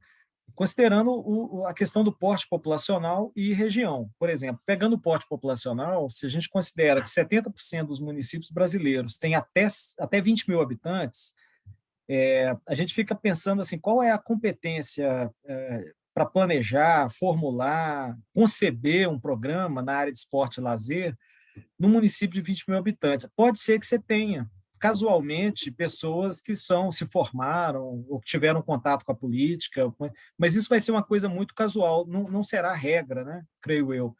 E isso é um problema também, né? Porque se você combina isso com esse que você acabou de apresentar, né, de uma fragilidade na burocracia central, a gente tem aí um problema terrível, né, para romper essa barreira, né? Então, eu tendo a pensar que talvez a gente tenha que ter uma estratégia. Eu não sou muito etapista, mas eu fico imaginando se a gente fosse ter que construir uma estratégia, talvez a gente teria, num primeiro momento, que tentar montar uma estrutura que procurasse coordenar ou pelo menos concatenar a União com os estados, assim, sabe? Eu penso que, a partir daí, tentar construir alguma capacidade nos municípios, principalmente considerando isso, os municípios pequenos, né?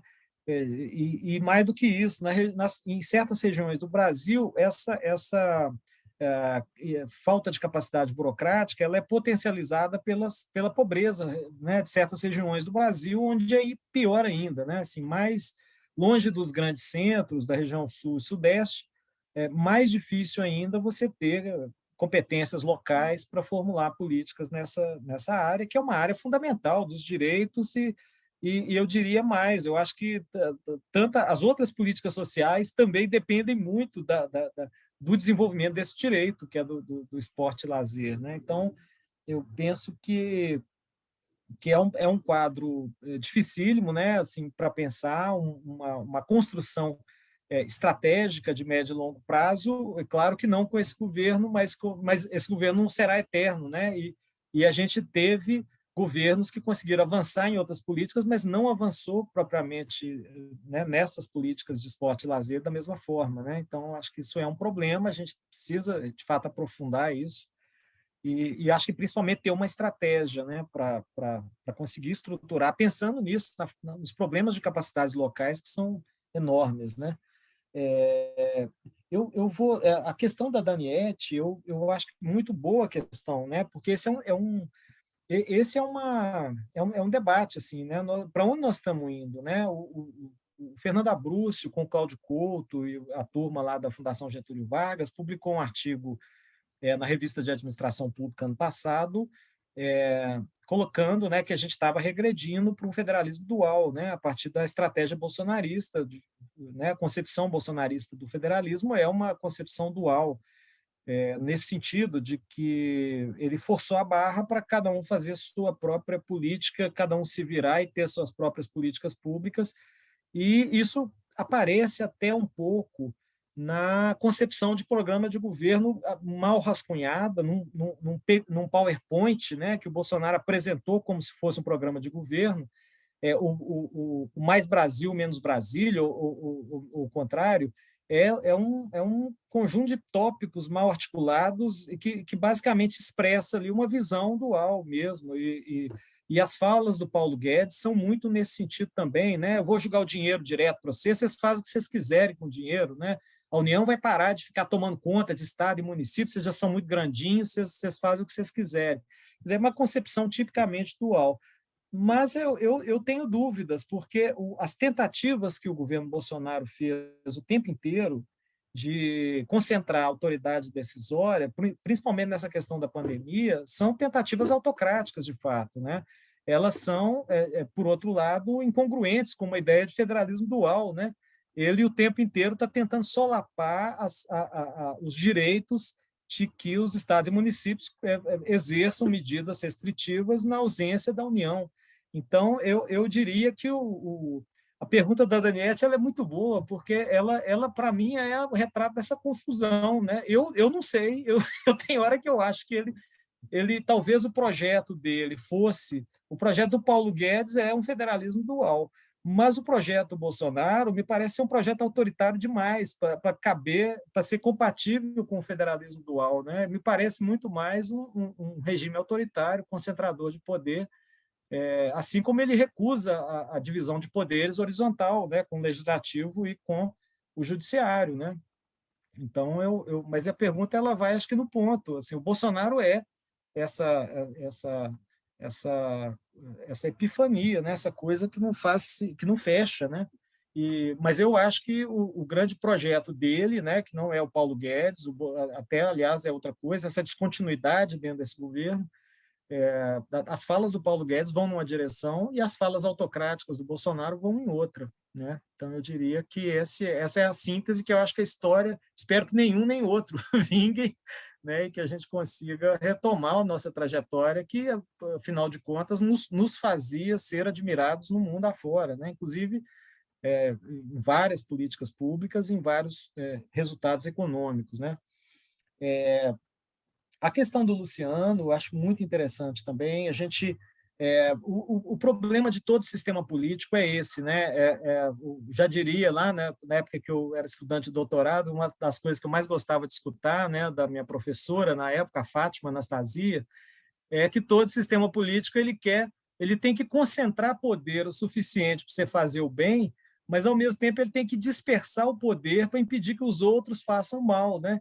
O problema é que não dá para fazer as duas coisas ao mesmo tempo. Então, se o nosso sistema político ele permitiu avançar, ele deu recursos para a presidência da República, para o Executivo Federal construir muita coisa, hoje nós estamos pagando o preço por isso, né?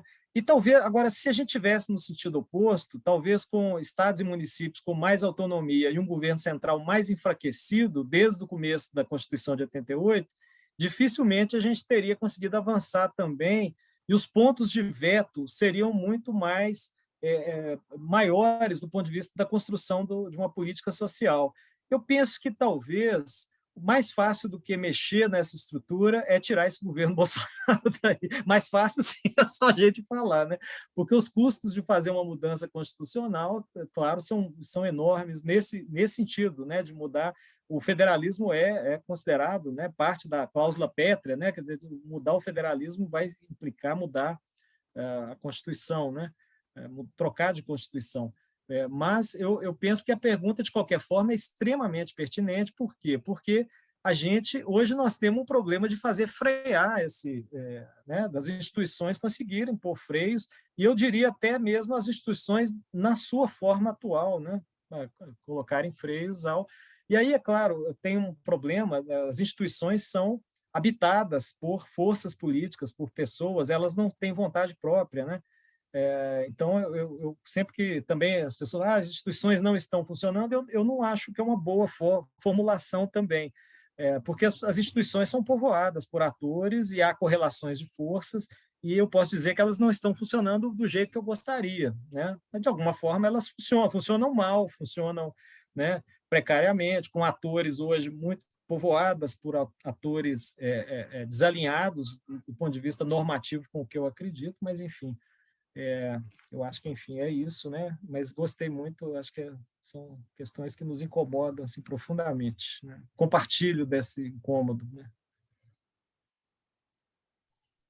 Acho que tem uma questão aqui, o Zé Ângelo, não sei se a pessoa colocou no chat, deixa eu ver quem que é aqui, peraí. O Mauro Lúcio, você vai querer... Ô, Mauro, aparece aí para você fazer sua pergunta. Você conhece o Mauro? Então, vamos lá, Mauro.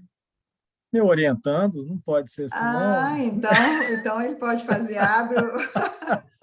essa com seu orientador. Abre a câmera aí, Mauro. Você está aí, Mauro, ou você fez a pergunta e fugiu, saiu correndo? Fugiu. O microfone está desligado. Estou aqui. Não consegui habeas corpus do Supremo, não. Não. Não. Então, deixa eu formular a questão. Bom, primeiro, deixa eu cumprimentar os organizadores, né, que é evento muito bom. Zé, no Brasil, a gente tem duas políticas que a gente pode chamar de que teve resultados positivos, tá? Com críticos daqui e dali, mas tiveram resultados positivos. Uma que é essa questão da saúde, como você apresentou e pontuou agora. E a outra questão da transferência condicionada de renda, né? Bolsa Família e outros programas que foram em conjunto. Uma característica que tem é que, na saúde, o Estado mais presente, né? Esse ente federativo, o Estado mais presente. Na questão da transferência de renda, o ente estadual ele foi praticamente ausente, tá? Isso, e muitas vezes até dificultando. Então, dentro dessa questão do federalismo, nós temos aí esse ente estadual em duas situações diferenciadas, né? Em alguns momentos, né, algumas pessoas até dizem assim, que para que a gente precisa do Estado? Por que não tem só federação e município? Ou federação não, o ente central. Então, eu gostaria de ver que você comentasse isso um pouco. E a outra questão é, dentro dessa questão da política de esporte, lazer, né, que é uma discussão, um problema, vamos dizer assim, um descaso crônico, né, que é de muito vem sendo colocado, e como as coisas que a gente pode, inclusive, detectar como agravantes, né? Uma delas é a questão de, por exemplo, os campos de futebol que tinha nos terrenos baldios, aquelas coisas todas, que eram funcionavam como lazer para um grupo ali, isso acabou tudo, né?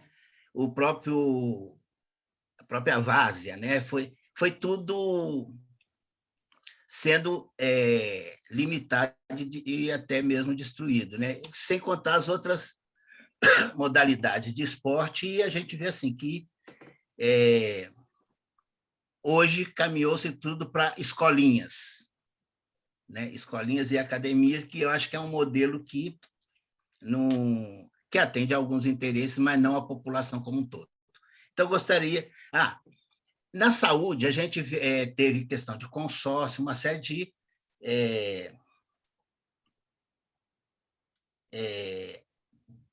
organizações que superaram algumas deficiências de cada ente municipal isolado, né? Então, eu gostaria que você também comentasse isso, assim, o ente estadual perante isso, né? E, dentre essas outras experiências de outras áreas, qual que seria mais apontaria como um possível caminho? Não que vai copiar, mas assim, sabe? Porque eu vejo que são bons resultados por caminhos diferentes. É isso. Uhum. E obrigado. Não sei se tem mais gente aí que já possa perguntar ou se... Deixa eu ver aqui se tem mais gente no chat. Como eu disse, sou bem lerdo. Né? Ou você quer abrir o microfone? Ah, tá, peraí. Não, Lúcia. Acho que não, né, gente? Acho que não tem mais. Acho que não, Zé Ângelo. Acho que pode responder essa. Pode desenvolver, então. Oi, Mauro. Interessante, né? Eu acho que o povo da educação e da assistência social vai te linchar aqui, mas eu acho que como você está à distância, não vai... eu creio que a gente teve sucesso em outras políticas também, né? Sucesso, eu diria que grande em direções diferentes, né? Assim, eu não colocaria só a saúde e a transferência de renda, não, mas acho que você escolheu bem duas que, de alguma forma, são tomadas como modelo, né? Eu acho que você não escolheu por acaso também, não. Não, Zé, só um detalhe. Não estou negando outras áreas que tenham sucesso, não. Eu peguei duas, muito para situar a questão do ente estadual. Ah, sim. Que tiveram sucesso e que... Sim, ok. Foi só para diferenciar isso. Perfeito, entendi. Bom, primeiro, né, a questão da saúde, o ente estadual era, antes da Constituição de 88, onde a inteligência sanitária mais concentrava, né? Você tinha até porque o Ministério da Saúde era rachado. Você tinha a Previdência Social, o INAMPS, né, de um lado, e o Ministério da Saúde do outro, fazendo as ações de prevenção, controle, e os programas nacionais de prevenção, etc., né? Mas era a inteligência sanitária, digamos assim, o movimento da reforma sanitária, ele teve muitas fontes, né, institucionais nas secretarias de Estado, né?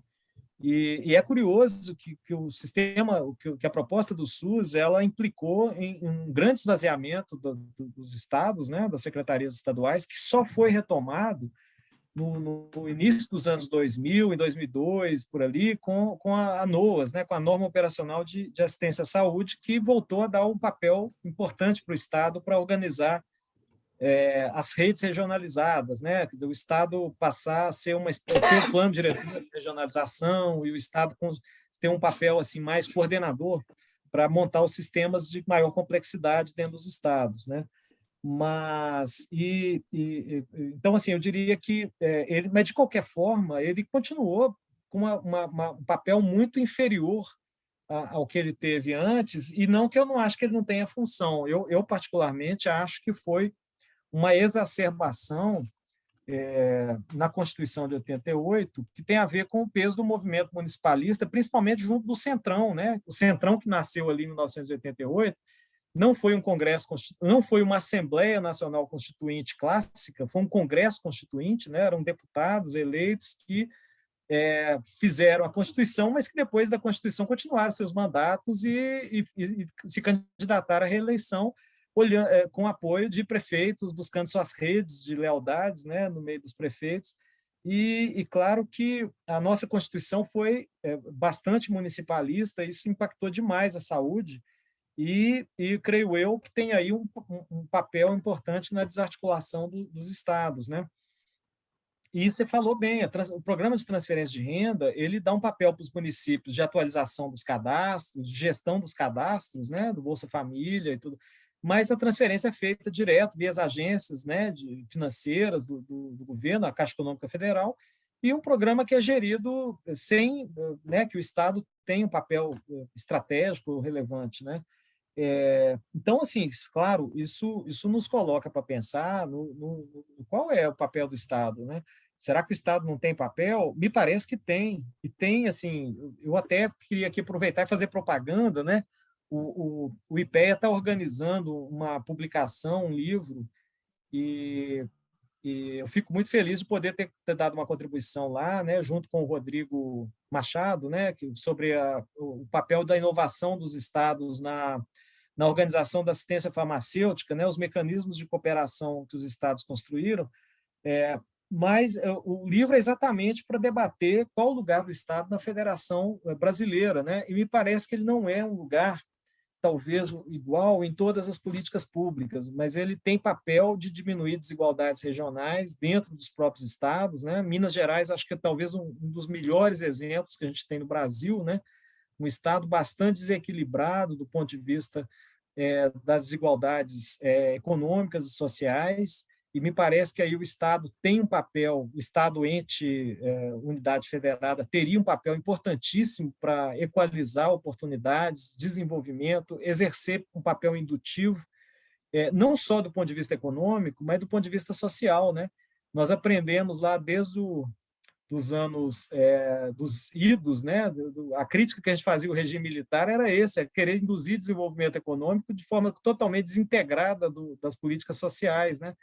É como se o mercado, a economia, o desenvolvimento por si só resolvesse os problemas que, na verdade, é o Estado que tem que resolver com as políticas sociais, com a capacidade de coordenação, de regulação econômica, né? Então, eu penso que, sim, acho que foi ótimo você ter selecionado essas duas políticas, porque me parece que a gente subestima muito e utiliza pouco, né, o espaço que o Estado tem. É como se ele fosse menos legítimo do que o governo local, né?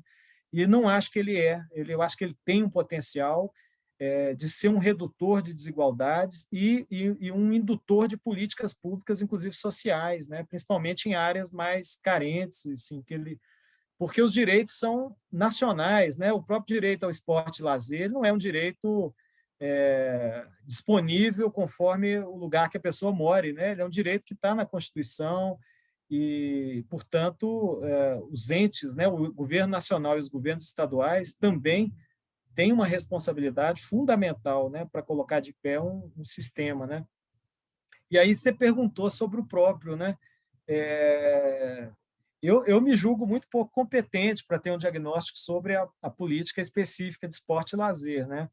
Acho que talvez a minha contribuição aqui foi mais trazer, por contraste, né, o que as outras políticas fizeram para que, né, as pessoas da área possam pensar, refletir e formular, né, em cima disso.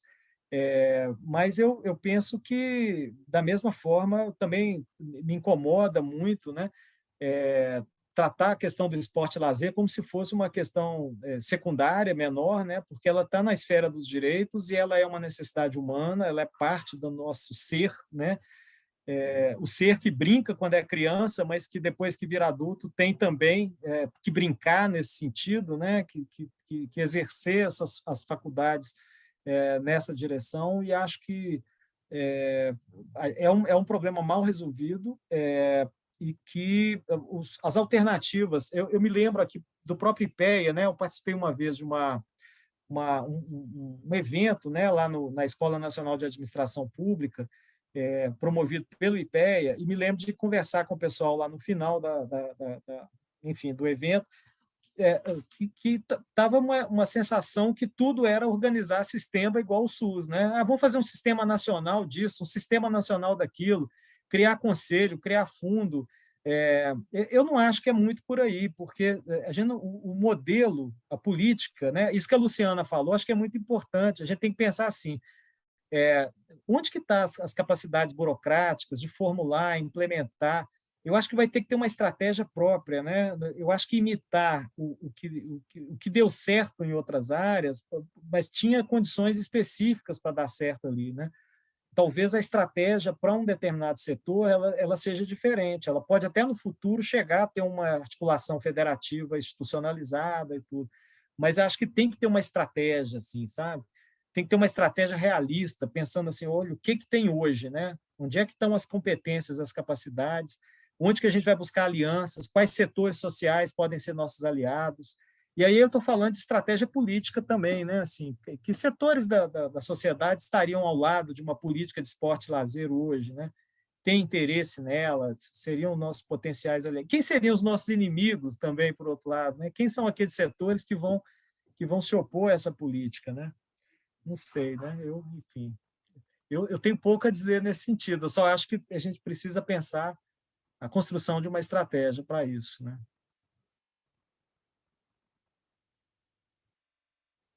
E obrigado aí pela pergunta, Mauro.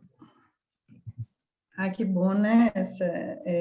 Essa discussão, e já começando a pensar, né, mais especificamente política de esporte e lazer. Eu acho que tem algumas lacunas até de conhecimento mesmo. A gente está com um projeto para entender o que os municípios, então, por exemplo, municípios mineiros, vamos fazer uma parceria com o Paraná, mas o que os municípios têm feito? Qual que é essa capacidade local, né? E o que tem sido feito? Porque pode ter inovação local que pode, inclusive, dar, né, uma perspectiva até de uma proposição para pensar algo mais articulado, que seja com o Estado, né? Se a gente não dá conta no nível federal, mas que tenha isso, uma articulação, né, com o Estado, que eu acho que o Estado acaba reproduzindo um pouco essa mesma lógica de uma ausência de lugar, né, um lugar meio amorfo, assim, desenvolvendo políticas, no caso de Minas Gerais, completamente deslocada do que né, porque existe uma política nacional, né, parcialmente existe, mas assim, o Estado não tem nenhuma, né, conversa com o governo federal e muito menos com os municípios, né, fazendo projetos muito pontuais, a gente nem chama de política, né, projetos pontuais, com prazos muito definidos, né, então você não tem uma perenidade aí nas ações, e aí dá margem, eu acho que essa ausência de institucionalidade também, ok, a gente pode descobrir inovações, mas também o que a gente vê é que dá margem a ações muito discricionárias e pouco, que contemplam pouco a questão da perspectiva da acessibilidade, de uma cobertura mais ampla, né? Eu acho que tem alguns desenhos assim dentro da política que a gente tem que entender melhor, né? Mas tem mais uma, a gente podia fechar com essa pergunta, pode ser, Zé Ângelo? Tem mais o Eldevan, ele falou, eu quero fazer a pergunta, então vamos lá, acho que ele vai fazer, abrindo a câmera. Isso, eu até fui buscar o fone de ouvido aqui, eu estou fazendo janta, eu acho que vai ficar o barulho no fundo. Meu nome é Júnior, eu tenho uma pergunta. Primeiro, também parabenizar e agradecer que no começo, Zé Ângelo, você contextualizou e conceituou algumas coisas que para a gente que não tem costume com esses debates, assim, realmente são estrangeiras, sabe? É claro que eu imaginava que, no sentido denotativo, eu sabia o que era federalismo, mas no decorrer do texto que passaram, dos textos que passaram, eu fiquei, gente, é todo um conceito, sabe, muito mais profundo do que eu imaginava, não é? Federalismo é uma federação, sabe? E aí, então, agradeço por essa delicadeza, inclusive no início, de contextualizar para a gente. A minha pergunta, ela dialoga muito com o que a professora Luciana trouxe agora, nessa última fala, que é dessa questão vamos dizer assim, não sei se vocês estão familiarizados com a terminologia gestão e ponta, mas eu queria saber se essas diferentes formas de organização política, assim, que você trouxe no decorrer da sua fala, elas impactam de uma forma significativa em como essas políticas sociais alcançam a ponta. E aí, com ponta, eu quero dizer, então, por exemplo, o cotidiano do serviço.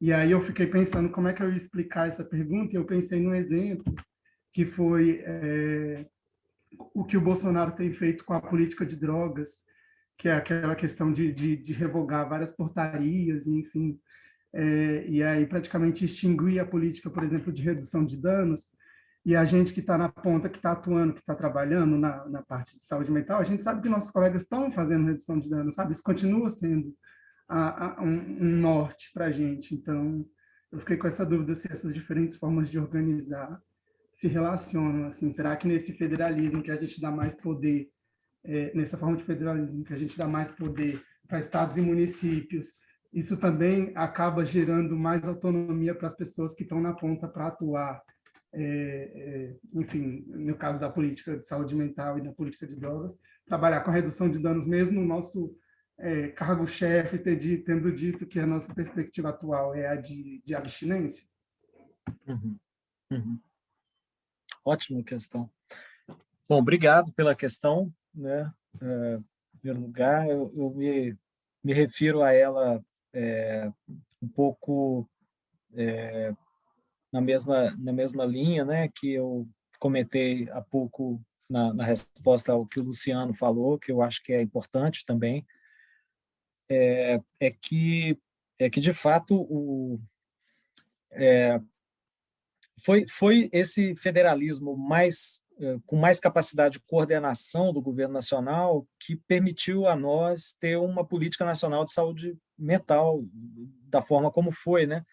O poder indutivo do Ministério da Saúde, eu me lembro bem quando eu lá na Escola de Saúde Pública, né, tive acesso à oportunidade de ver algumas pessoas que estavam no Ministério da Saúde, o Domingos, né, aquela pessoa lá dos anos 90, que editou as primeiras portarias para induzir os dispositivos que chamados alternativos à internação hospitalar, naquela época ainda, né, e com dinheirinho que fazia com que os municípios tivessem interesse em implantar, né, na época ainda não chamava CAPS, né, ainda tinha uma certa variedade de nomes, né, mas então assim esse talvez seja o nosso um pouco da nossa possibilidade de agir estrategicamente, que eu acho que é o grande elemento fundamental. Quando o nosso federalismo permite que um governo nacional formule uma política, como a Luciana tanto estudou, né? A gente tem uma burocracia nacional que se constrói no Ministério, e que ali, né, a partir de algumas lideranças-chave, né, que vêm dos estados, inclusive dos municípios, muitas vezes, né, são capturadas ali e vão lá coordenar políticas nacionais, mesmo pessoas que não eram da burocracia federal, mas que se tornam ali consultores ou vão se tornar, mas vieram de dentro do sistema, né, de baixo para cima. A gente teve avanços importantíssimos, né, dentro da própria política de saúde mental, a própria política de redução de danos, né, que você menciona agora, né, que se torna uma política nacional num determinado momento. Agora, acho que você tem toda a razão, e a pergunta do Luciano também, ela está coberta de razão. Assim. O que nos restou nesse momento, que a gente tem exatamente o sentido oposto, um governo que é contra todas essas políticas, são políticas humanitárias, são políticas que estão que não é questão que não está no sentido da ser direita, esquerda ou centro, são políticas civilizatórias, né? que a humanidade caminha nessa direção, a ONU, a Unicef, quer dizer, você tem a humanidade caminhando numa direção de reconhecimento de direitos humanos, de uma série de direitos, e a gente tem um regresso no processo civilizatório. E eu acho que o que nos resta é o tipo de resistência que for possível. Inclusive, na época do regime militar, era fundamental que a gente se apoiasse nos estados e municípios, né? Eu me lembro bem, quando a gente elege Tancredo Neves em Minas, Brizola, não me lembro bem, no Pernambuco, no Rio Grande do Sul, Pedro Simon, quer dizer, você tinha aí os governadores de oposição, os prefeitos, né, de oposição, era onde a gente conseguia botar um guarda-chuva, entrar debaixo do guarda-chuva e deixar a chuva passar, né? Assim, fazer as políticas avançarem, e acho que é isso que a gente tem que fazer, não tem muito jeito, né?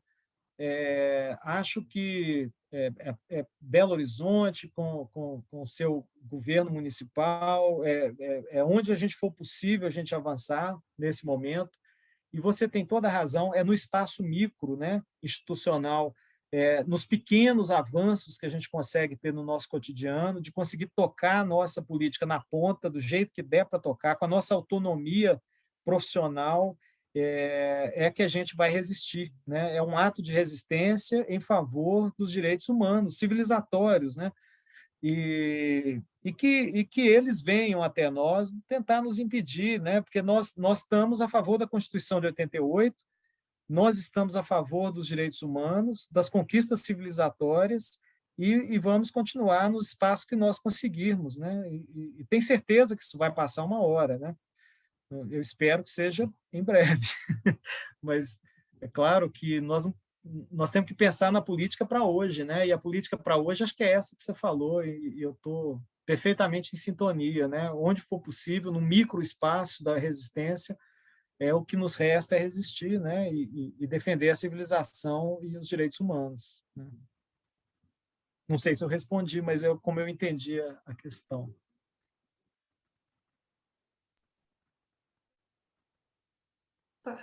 Bom, acho que, não, que bom, né? Assim, o Devan, bacana a sua pergunta e essa discussão aí para onde caminhou, né? Ou seja, há esperança quando a gente também resiste num âmbito onde a gente tem mais autonomia, né? E até a tal da discricionariedade do burocrata de rua, né? Da gente conseguir continuar fazendo dentro da perspectiva aí de entendimento né? E já de um avanço no caso da saúde mental. Bom, Zé Ângelo, nós já estamos aí quase 9 horas, gostaria, assim, de agradecer novamente, né, pela sua disponibilidade, por te ouvir aí, como diz o Eudevan, essa sensibilidade de trazer aí, né, um processo de informação desde da questão conceitual aí, para aqueles que não estavam muito familiarizados com a discussão, eu tenho certeza que compreenderam, né, e conseguiram chegar aí nessa análise aí mais empírica que você traz, e que a gente consegue trazer para a nossa área, que eu acho que essa é a grande, né, uma questão que a gente queria também muito, né, de como essa discussão poderia contribuir com a análise que a gente vem fazendo. Então, eu agradeço em nome do grupo, né, tenho certeza que a turma curtiu muito, estou vendo aqui várias pessoas parabenizando aqui no chat, e, né, agradecer também o grupo, como que eles têm, né, como que a turma aí tem se profissionalizado aí nesse processo de live, então as alunas super envolvidas, os alunos, agradecer a parceria do Luciano e da Daniete, né, e para a gente foi um prazer, né, eu tenho certeza que para todos aqui que ouviram. Muito obrigado pela presença, né, de todos aí, todas e todos, e pela participação. Zé Ângelo, espero que você também tenha curtido aí estar conosco aqui nesse bate-papo, tá? Parabéns para vocês, Luciana. Essa organização de vocês aqui está impecável. Nós vamos disponibilizar o link, viu, Zé Ângelo, que eu acho que é uma discussão boa também para a gente compartilhar. Muito obrigada mesmo. Luciano, quer falar alguma coisa? Daniete? Agradecer a gentileza, tá? Foi uma noite excelente, muito bom. Eu aprendi demais, tá? Obrigado. Muito obrigada. Então, agradecer mesmo, né, José Ângelo, e a todos. Muito obrigada. Foi um prazer, obrigada, gente. Pessoal. Boa noite. Obrigada, Boa noite, gente. todo Boa mundo. noite. Obrigada, Até. professor. Tchau, Boa noite, obrigada. obrigada. Tchau, um abraço aí. Obrigada.